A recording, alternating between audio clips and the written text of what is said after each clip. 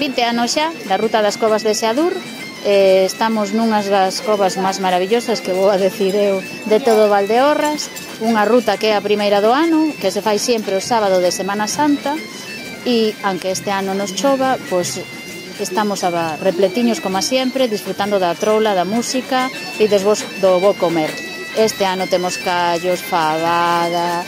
sopa de cocido, sopas de allo, non pode faltar a empanada, a bica e moi bons viños.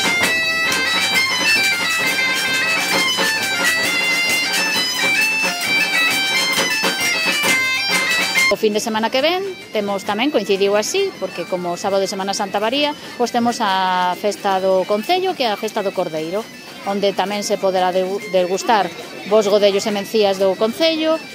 cordeiro asado no forno de leña da nosa panadería e a bica feita na nosa panadería.